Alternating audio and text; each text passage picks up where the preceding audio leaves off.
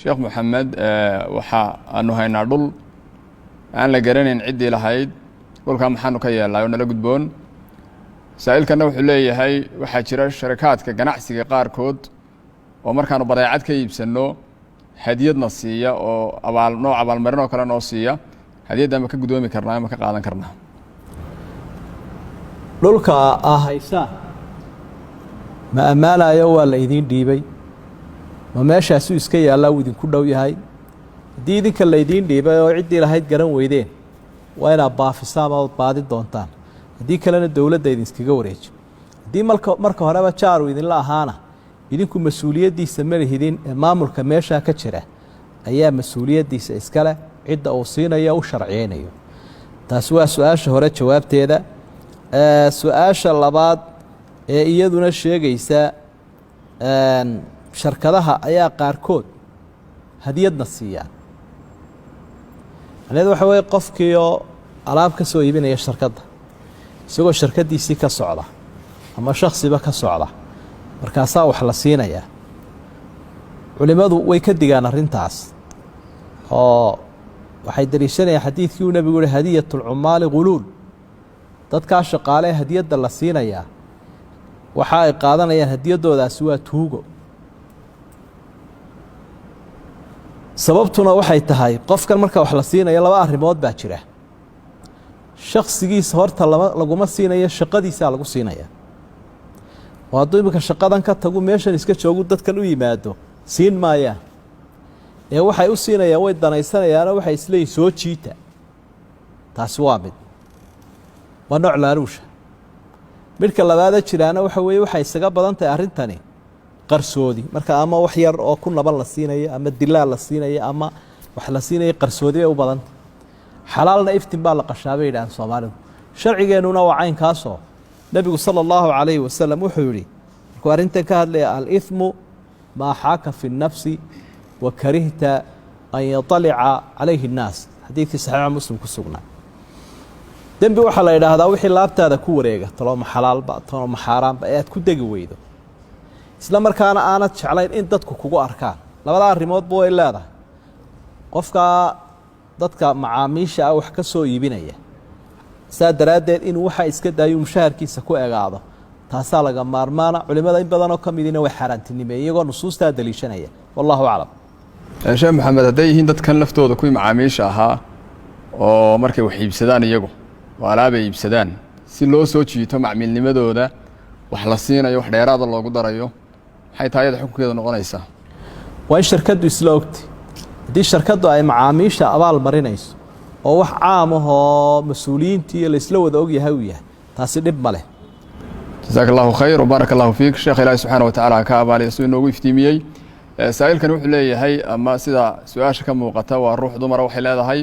waxaan arkay sawjkaygii ama saygaygii oo gabadh xidhiidh aan sharci ahayn la samaynaya waliba gabadh aan muslimad ahayn ma ii bannaan tahay markaa inaan ninka noocaasa inaan ka fogaado oo furaashkii iyo mucaamaladiina dhex mari lahayd aan ka fogaado aan ka durko su-aashan labaad wuxuu leeyahay saa'ilka soo qoray ninbaa xaaskiisii furay 2 dalqadood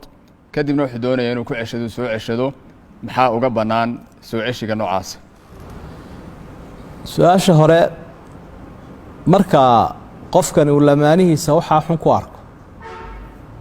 waxaa horta la gudban inuu shaydaanka ka reebo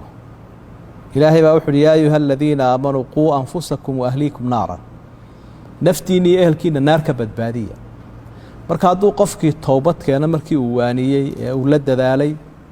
oo sidaa ilaahay ugu toobad keenu soo noqdo wuu asturiya uu iska dayn guurkiina waxba uma dhinaysa arrintaasi oo guurkii muu go-in labadii qof kuma kala tegayaan arrintaasoo heshiiskii u dhexeeyey caqadkii ma burin hadduu qofkii dayn waayo nin iyo gabadh mid kastaba ha ahaadee uu arrintii caadaysto markaasoo kale waxaa la gudban inuu qofkii furiin ka dalbado xaaskii waa ina ninkii furiin ka dalbataa walow haba ka iibsatee haddii uu diidana qaadiga ay gaadhsiiso waayo qofka cafiifka aba lala noolaadaa laakiin qofka sine iyo xumaan caadaystay lalama noolaan karo waxurima daalika cala almu'miniin ilaahay wuxuu leeyahay dadka dhowrsoon lama xidhiidhaan oo ma guursadaan dadka xumaanta caanka ku ah. marka labadaa xaaladood baynu kala qaadayna. hadday mar wax ka dhaceenoo uu toosay waa la iska dayay, hadduu caadaysta noqdayna sidaasaa looga durki doonaa oo looga beri noqon doonaa. su-aasha hore waa taas weeye. su-aasha labaad ee uu ninkan yidhi xaaskaygii baa 2 dalqadood furay, inaan soo ceshadana waan doonayaa. waad soo ceshan kartaa, hal shardi unbaa ku xidhanoo waa inaanay dalqadda kaa iibsan. oo ruuxa dumare hadday ninka dalqadda ka iibsato oo waddada khuluca la yidhaahdo ay marto, iyadoo ogolaato mooyaane dib uma mehersan karo. dib buu u mehersanaya hadday ogolaato. wax soo ceshi la yidhaahdo raajactuna ma jirto, waan ku soo ceshadayna ma jirto. waayo arrinkeedii iyadii baa u madax bannaanoo dalqaddii iibsatay. marka shardigaasu arrintaasumaa la iska fiirinaya. wallahu aclam. jasaak allahu khayr sheekh maxamed weli waxaynu ku jirnaa su-aalihii xagga u badnaa arrimaha usrada iyo qoyska. iyo wuxuu leeyahay saa'ilkani meher hadduu doonayo qofku inuu bixiyo wakti horena dabcan dhacay meherkaasi, ma wuxuu ku bixinaya siduu u bixinaya ma lacagtii soomaaliga ee waktigaa gabadha lagu meheriyaa la bixin, se hadda qiimo ahaan dollar waxay ku maraysa ayaa la bixin doonaa? su-aasha labaad wuxuu leeyahay saa'ilkani nin xaaskiisii furay oo 4 sano ay kala maqnaayeen, masaariiftii lagu xukumay ama lagu lahaana aan bixin 4taa sano isagoo awoodaya, muxuu noqonayaa xukunkiisu? hadduuse imiga rabo inuu bixiyo siduu u bixin karaa ayuu maaragtay looga rabaa inuu bixiyo? shayga la yidhaahdo meherku dee waa dayn dumarku ay ragga ku leeyihin. wakhtigii dayntan ay sugantay lacagtii la magacaabay hadday qiimo dhacday, waaba sidii shilin soomaaligii hore ah oo maanta wax qiimo aanay lahayn, dee qofkii laguma horqubaya waxaan waxba u tarayn. laakiin waxaa lagu xisaabtamayaa qiimihii berigaa ay lahayd 30 sano ka hor, 40 sano ka hor, maxay xoolo nool ka goynaysay, maxay lacagtani raashin ka goynaysay, taasaa lagu qiimaynayaa. wax qiimo dhacay qofkii loo dhiibi maayo, caamayn bay noqonaysa. waxaa u daliila aayaddaa suuratulbaqara qaybaheeda dambe ku sugana ilaahay wuxuu ihi wain tubtum falakum ru'uusu amwaalikum laa tadlimuuna walaa tudlamuun. qofka daynta qaadanaya waa inaan isna la dulmiin, isaguna aanu dulsaar iyo ribo saarin. taasi waa caynkaa su-aashaa jawaabteedu. odayaal badan oo xaawaladoodii maanta mehersiinaya, berigaa lacagtu maxay goynaysay waa in lagu xisaabtamaa. oo xataa doolarkii berigaa laguma qiimeynaya, waayo doolarka laftiisa sii qiimo dhacay. doolarku qiimuhu berigaa 40 sano ka hor lahaa, qiimuhu laa maanta ma leh. laakiin waxaa la garan karaa dhulka intay ka goynaysay, raashinka, xoolaha nool, kuwaasaa qiimahooda uu taagan yahay. su-aasha labaad ee ninku xaaskiisa 4 sannadood iyo caruurtii iyo xaaskii muu siinin masruufkii, waa daynuun, dayn lagu leeyahay wey. markaa way ku biirtay, wuu siin doonaa markaa xaqeedii ooridaas. dayn baanay ku noqonaysaa wixii ay ka daysa mooyaane. wallahu aclam. jasaa allahu khayr. ilaahay subxaana wa tacaala sheekha ha ka abaaliyo. saa'ilkani wuxuu leeyahay maxay tahay xukunka in dadka laga ganacsado tahriibintooda oo lacag laga raadiyo, ganacsi halkaa laga dayo? su-aasha labaad, waxaa jira dad u badan dhallinyaro rag iyo dumarba leh oo had iyo jeer xidho maryo ku dheggan oo aan cawradoodii si fiican u asturaynin. qolyaha noocaasana sheekh maxamed maxaad ugu nasteexin lahayd? tahriibta waxaa la yidhaahdo waa xaaraan weeye. waa qofkii oo naftiisa halaagaya. qof naftiisa halaagaya inaad adna ka sii baacmushtaraysood halaagga horseed ugu noqoto, waxaa tahay xaaraan mid ku saaciday, xaaraanna ka shaqaysanaya. ilaahay baa wuxu uhi watacaawanuu cala albiri waataqwa walaa tacaawanuu cala alithmi walaa tacaawanuu cala alithmi waalcudwaan. samafalka iyo alla kacabsiga isu kaashada, dembi iyo xadgudubna ha isu kaashanina. marka waa dembi iyo xadgudubkii oo la isu kaashaday. sidaa daraaddeed qofkaasi halkaa wuxuu ka helay dadkiisii oo uu halaagayo, oo uu gubayo, oo badda ku daadinayo, oo cadowga u dhiibayo. waxa weeye gobonnimo darre iyo gunnimo aada u xun iyo cadowtinimo weyn. marka wixii halkaa ka helaana waa xaaraan weeye. dadka arrintaa ku jira ee dhallinyarada soo xidhiidhinaya ee kontaraad halkaa ka raadinayaana ilaahay ha u toobad keenaan oo ha u soo noqdaan intaan geeridu sidaa ugu imanin. dadka dilkoodii buu ka qayb yahay qofkaas. ilaahayna wuxuu uhi walaa taqtuluu anfusakum ina allaha kaana bikum raxiiban. ilaahay wuu idiin naxariisanayaa naftiina ha dilina, naftiina ha dilina macnaheedu waxa weeye taadana ha dilin ta walaalahana ha dilin su-aasha labaad ee iyaduna sheegaysa da'yarta ama dhallinyarada qaarkood oo dharkii isku dhajinaya hadday rag yihiin iyo hadday dumar yihiinba runtii taasi qurux maahee waa foolxumo foolxumo weeye inuu qofkii xubnihiisa halkaa ka muuqdaan wiil iyo gabadh mid kastaba ha aadee foolxumay ku tahay iyo sharaf darro mararka qaarkoodna waxay sababi kartaa qofkani markuu soo bandhigo jidhkiisa meelihii quruxda lahayd quruxda lahaa markuu soo bandhigo in la cawriyi karaba oo ilaahay ku dhici karto marka edab darro ayay leedahay arrintaasi dhinacyo kala duwana sidaa daraaddeed sharci ahaanna waa xaaraan dharkuna hadduu raggu gashanayo iyo hadduu dumarku gashanayaba shuruuduhu leeya waxaa ka mid a inaanu qofku isku dhajinin hadduu isku dhajiyo macnaheedu waxa weeyaan waa cawradii uu muujiyey cawrada marna marada laga qaadaa marka la muujinayo marna waa lagu dhajiyaa nebiguna sala allahu calayhi wasalam aakhiru zamaanka markii uu ka sii warramayay dumarka iman doona waxa uu sheegay nisaa'un kaasiyaatun caariyaat inay iman doonaan dumar aan jannada udgoonkeeda helaynin oo qaawan waxna xidhan markay culimada fasirayaan waxay ku fasireen dee waxbay xidhan yihiinoo wuu ku dhajisan yahay waxway xidhan yihiin laakiin wuu ku dhajisan yahay markaa sidaasay maradii ku noqotay miduu qofkii qaawanaan u baxo markaa shuruuduu leeyahay dharka la xidhanaya ilaa 8-9 shuruudaha waxaa ka mid a in dharku rag iyo dumar mid kastaba ha gashanaadee uu ka dabacsan yahay markaasuu asturi karayaa markaa staylkan ama nidaamkan iminka wax loo xidho ee daayartu shisheeyaha ay ku dayanayaan ha iska daayeenoo ilaahay ha ka cabsadeen oo cawradooda si wanaagsan oo quruxu ku jirto ha u asturaan jazaak allahu khayr sheekh maxamed ilaahay subxaana wa tacala ha ku barakeeyo miisaanka xasanaadka ha ku saaro weli waxaynu ku jirnaa su-aalo aad mooddo dhinaca dhallinyarada inay ka imanayaan ama xagga labiska ah ama xagga akhlaaqiyaadka iyo dhaqamada had iyo jeer laga soo waarida galbeedka u badan wuxuu leeyahay saa'ilkani waxaa soo baxay beryahan dambe dhallinyar gacanta ku xidhan waxa la yidhaahda caag ama silsilad ama baraarug wixii la odhan jiray oo qaarkoodna qurux ay ka dayayaan kuwo kalena ay ka dayayaanba in ay difaac ay ka tahay isha iyo wax la mid ah maxaa sheekh arrintaa xukunkeedu uu yahay waxaa kaloo soo baxay iyaguna waa su-aasha labaadee dhallinyar badan oo meelaha maaragtay caweyska ay ku caweynayaan habeenkii iyo maqaaxyaha iyo daawashada ay daawanayaan ciyaaraha iyo wax la mida ay wakhtiyada qaar uu ku dhaafayo jamicii iyo jamaacaadkii uu kaga tegayo iyagana maxaad ugu nasteexayn lahayd sheekh maxamed waxaa weeye horta qofku marka uu wax xidhanayo maaha inu iska xidhown maaha qofka muslimkii maaha qof lagu feegaro dushiisa sida gidaarka loogu feegaroo kale maaha qof laga dhigto board lagu xayeysiiye wax oo cid waliba ay ku xayeysiin kastoo ku xayeysiinayso xataa hadday doonto xumaan wadaa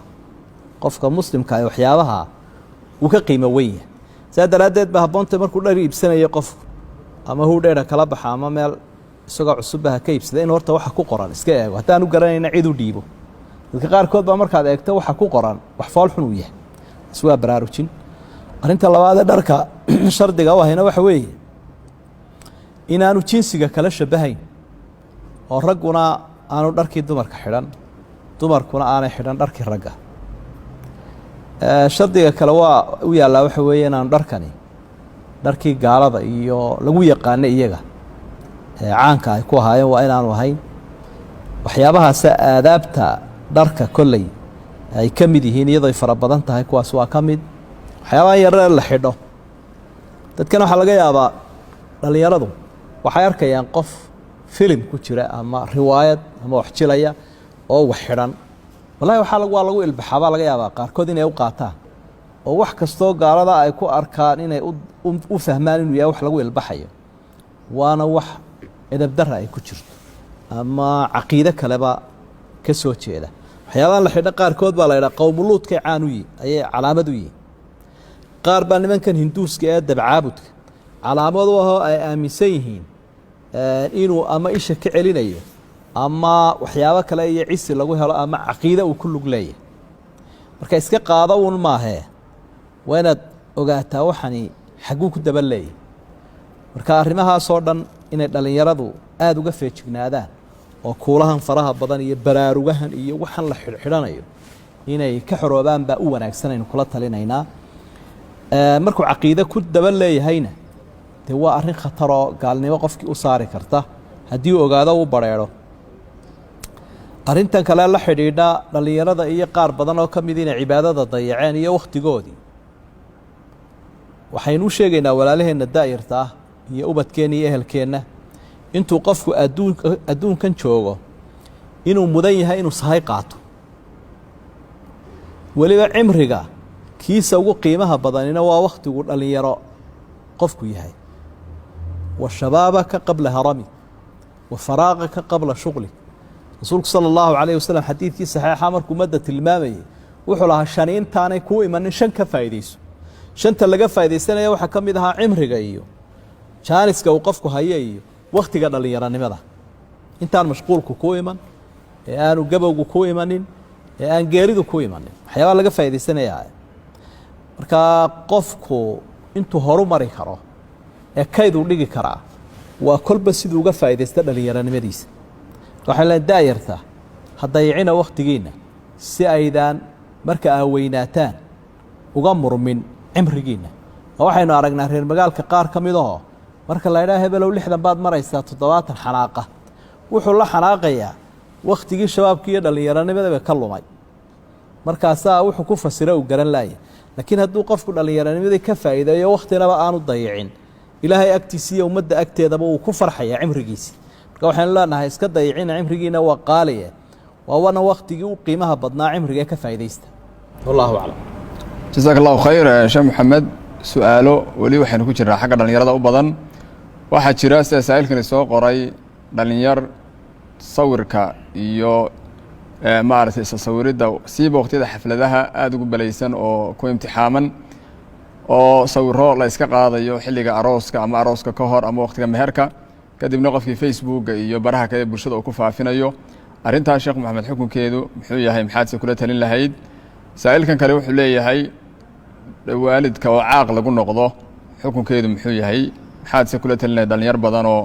xuquuqdii waalidka aada u dayacday oo wakhtigan aynu joogno nool sawirku imika mushkilad badan buu yeeshay oo dadku waxaad moodaa inay ku fitnoobeen ama ku ibtilaysan yihiin wax walba sawir la geliyey ilaa dadka qaarkood gaadheen markuu sadaqada dhiibayeen inuu sawir raaciyo oo mobaylka sawir iskaga qaado marka arrintaasi waa arrin keeni kartaa waxyaaba uu qofku ka murugoodo inuu ku dhaco adduuniya aakhiraba sawirkana maanta waynu ognahay waxa badana dhex soconaya marka sawirkaagu inuu kuu asturnaado mar walba way fiicanta haddii aad baahiso mararka qaarkood baa dee la isku nabaa sidaynu aragnay sawirkaaga iyo sawir kale marka iyada oo xumaan looga jeedo ayaa mararka qaarkood sawirkaagii si xun loo isticmaalaya marka sawirkaaga inaad baahiso mar walbood sii dayso waxaa ka fiican inuu ku asturnaado si aanad maalmaha ka mida uga murugoonin qofku inuu ama isaga oo qaawan ama waxaan sharcigu u ogolayn xaalad ku sugan noocaasa inuu isa sawiraano waa xaaraan wixii lifeka ku xaaraan suuradda iyo sawirkana waa ku xaaraan taasna waynu baraarujin lahayn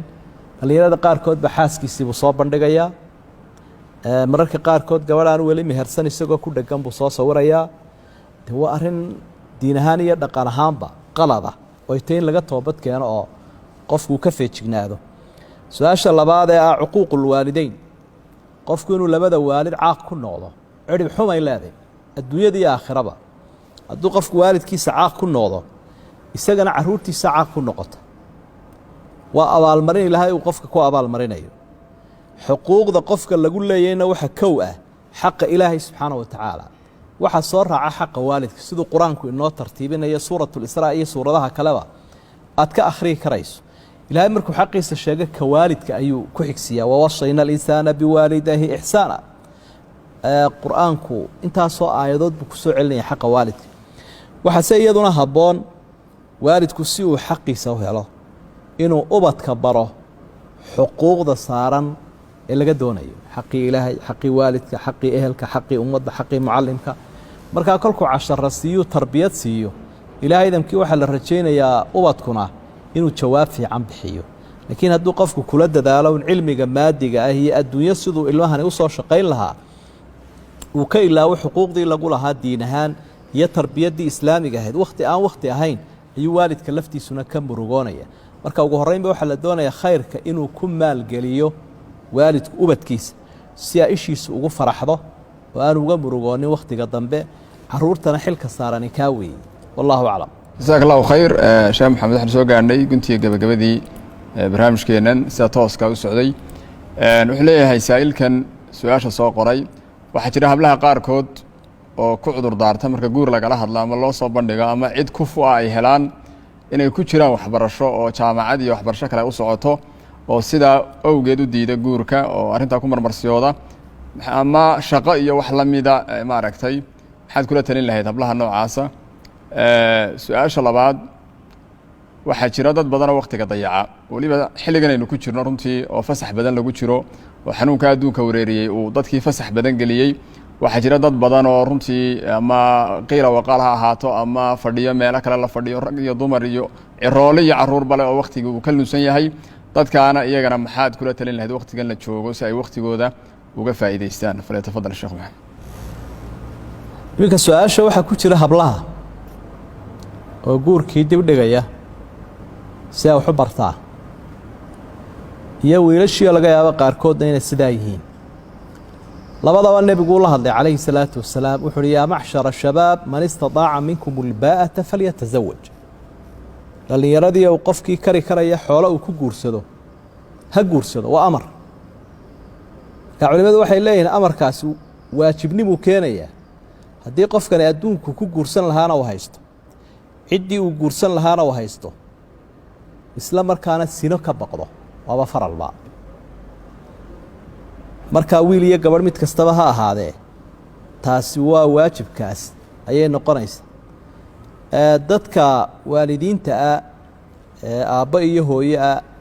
iyadana markuu nebigu la hadlaya waxau uhi idaa jaa'akum man tardawna diinahu wa khuluqahu fasawijuuh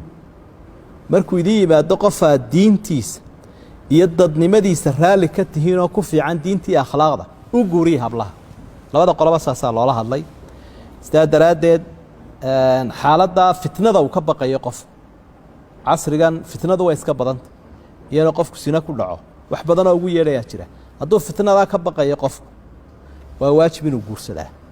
rag iyo dumar mid kastaba ha ahaado iyo in loo guuriyaaba haddii qofku aanu fitno ka baqaynin oo naftiisa uu ku kalsoon yahay iyo ilaalinteeda waxaa habboon inuu isku wado waxbarashada iyo guurka ismana diidayaan inta badan inay ruuxii dumarka ahayd xaas leedahay waxna baranayso ama wiilkii xaas leeyahay waxna baranayo hadday isu qaban waayaanna wuu dib dhigan karaa qofku guurka ilaa intuu waxbarashadiisa dhammaynayo mar haddaanu fitno ka baqaynin shardigaasunbaa loo xidhayaa alxamdu lilah dad badanoo masaariiftooda helayaa jira oo awoodi karaya inay guursadaan aqoontoodiina wataan waa labadaydaba laba khayr oo uu qofku helayo wey wakhtigu waxaa la yidhaha maanta wuxuu u tirsan yahay qofka wax baranaya ama wax dhalaya waayo markaad 5 sano ka soo wareegto 5 ciyaalaa buu leeyahay ama 2 ciyaaluu leeyahay 5 sano markaad ka soo wareegto shahaadadii labaad baabuu marayaa tii digriga hore jaamacadda intuu dhameeyay baabuu tii masterka marayaaba waxa garan karaya qofkaan waxna dhalaynin waxna baranaynin war goorbaad intaan ciyaalo dhashay war goorbaad intaan jaamacadood ka baxday un baa laga yaabaa inay ka soo hadho ka labadaba in la isu waafajiyo daayarta si ay u asturnaadaan ayaynu ku talinaynaa wax wanaagsan weeye xukunka sharciguna marka uu waajibayaa waqti ee guurkaasi waa xaaladda aynu soo sheegnay su-aasha labaad iyaduna aadka u muhiimka ah ee bulshadeenu maanta maadaama shaqooyinkii laga soo fadhiisiyey dabadiiyo gudaba inay guryihii iska fadhiyaan wakhtigiina wakhti badanna ay haystaan dar badanina aanay ka faa'iidaynayn wax jira weeye runtii wakhtigu waa qaali wakhtigu markuu ka warramayay nebigu calayhi salaatu wasalaam wuxuu yidhi 4 su-aaloode qofku markuu qabriga ka soo baxo loo dhiibaya labaa wakhtiga ahaa dhallinyaronimadiisii iyo cimrigiisii maxaad ku tegsiisay cimrigaagii dhallinyaronimadii maxaad ku tegsiisay waa 4 su-aaloode loo dhiibaya labaa wakhtiga ah iyo cimriga ah saa daraaddeed waa inaad dib u noqotaa ood xisaabtantaa siduu cumar ibnu khadaab allaha ka raali noqdee taladiisa ku bixiyey xaasibuu anfusakum qabla an tuxaasabuu intaan aakhiro laydin xisaabin horta ifkaysa sii xisaabiya si aad u guulaysan karto 24 saacadood baynu haysanaa ama guri joog ama bannaan joog bal hadda waxaad eegtaa 24kii maxaad ku qabatay inteebaad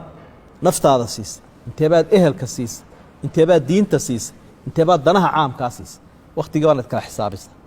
haddaad 6 saacadood huruday 6na raaxaysatay